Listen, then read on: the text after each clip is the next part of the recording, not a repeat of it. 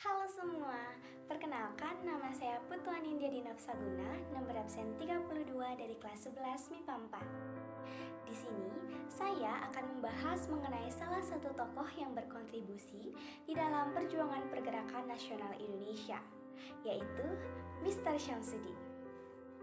Nah, buat teman-teman yang pengen tahu kelanjutannya, ya disimak videonya.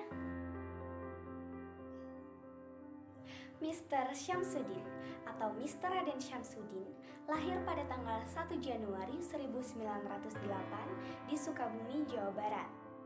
Beliau merupakan putra pertama dari istri ketiga penghulu besar Sukabumi yang bernama Raden Haji Ahmad Juwaini. Secara ekonomi, Mr. Raden Syamsuddin dapat dikatakan sangat berkecukupan. Beliau pernah mengenyam pendidikan di ILS atau Europe Leisure School, di mana pada masa itu cukup sulit bagi orang lokal untuk bersekolah di sana. Kemudian, beliau melanjutkan pendidikannya di Middelburg School di kota Bandung. Lalu melanjutkan kuliahnya di negeri Belanda, tepatnya di Universitas Leiden. Di sana, beliau menempuh studi hukum yang membawanya lulus dengan predikat cum laude pada tahun 1935 dengan gelar Master in the Rechten.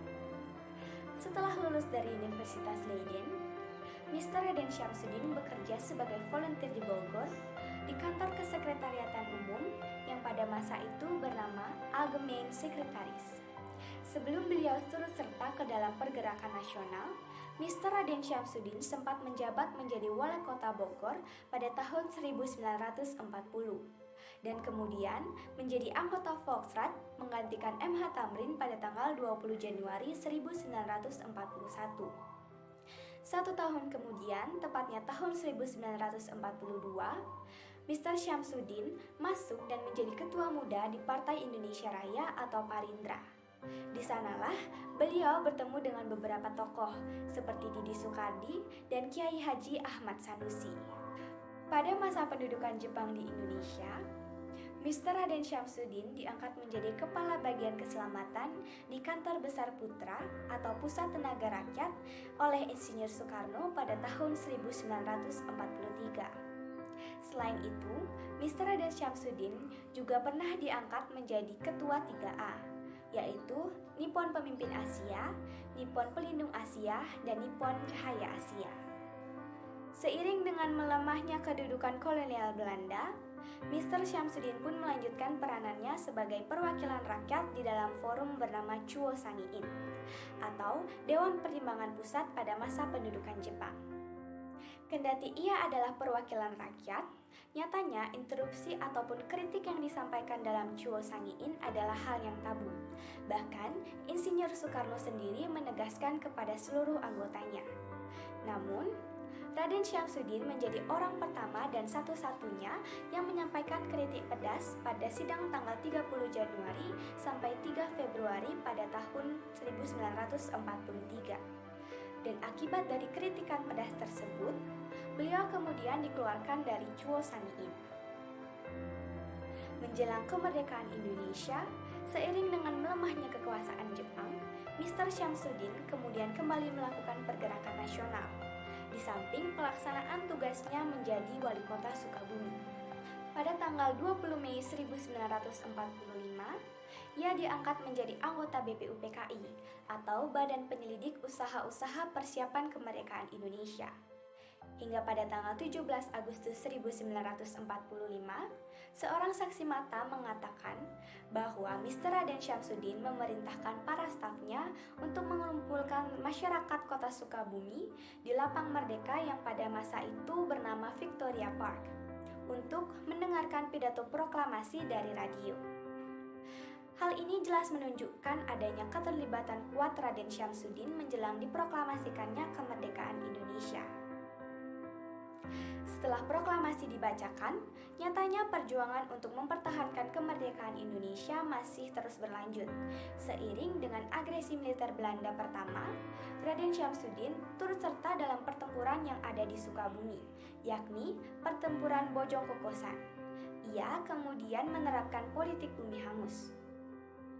Bahkan, pasca perjanjian Renville pada 17 Januari 1947, dirinya turut serta hijrah bersama pejabat Republik lainnya ke Yogyakarta atau yang biasa disebut dengan peristiwa Long March Siliwangi. Akibat kemampuannya dalam berdiplomasi dan berpolitik, membuat Raden Syamsuddin diangkat sebagai Wakil Perdana Menteri yang menjabat dari tanggal 11 November 1947 sampai 29 Januari 1948 atau pada masa Kabinet Amir Syarifuddin yang kedua. Kemudian, ia diangkat kembali menjadi Menteri Penerangan pada Kabinet Hatta yang kedua, pasca kembalinya Muhammad Hatta yang diculik pada masa agresi militer Belanda kedua. Hingga akhirnya, jabatan dalam pemerintahan yang terakhir dijabat oleh beliau ialah Duta Besar Luar Biasa. Beliau menjadi Duta Besar Indonesia untuk Pakistan yang pertama dan mulai menjabat pada tanggal 23 Januari 1950. Namun kemudian jabatan Duta Besar Indonesia untuk Pakistan itu ia turunkan sempena dengan kepergiannya pada tanggal 15 Oktober 1950. Sebagai penghormatan terhadap jasa-jasanya, Mr. Raden Syamsuddin dianugerahi Bintang Mahaputra Utama oleh Presiden Soeharto pada tanggal 12 Agustus 1996. Selain itu, untuk mengenang jasa-jasanya, pemerintah kota Sukabumi mengabadikan namanya sebagai nama sebuah rumah sakit daerah, yang menjadikan beliau satu-satunya wali kota di Indonesia yang namanya terabadikan dalam nama rumah sakit. Serta atas saran Insinyur Soekarno, namanya diabadikan pula sebagai nama jalan yang melintas di depan Balai Kota Sukabumi. Alasan saya memilih untuk membahas Mr. Syamsuddin adalah karena beliau merupakan tokoh yang memerintahkan para stafnya untuk mengumpulkan warga Sukabumi di Lapang Merdeka untuk mendengarkan proklamasi kemerdekaan Indonesia melalui radio. Selain itu, saya merasa terharu dan bangga akan sikap, sifat, dan juga kebaikan beliau terhadap masyarakat Indonesia, serta perjuangan yang sudah beliau lakukan untuk mewujudkan dan mencapai kemerdekaan Indonesia. Demikian penjelasan mengenai Mr. Raden Syamsuddin. Jika ada salah kata, saya mohon maaf. Sekian dan terima kasih. Dadah!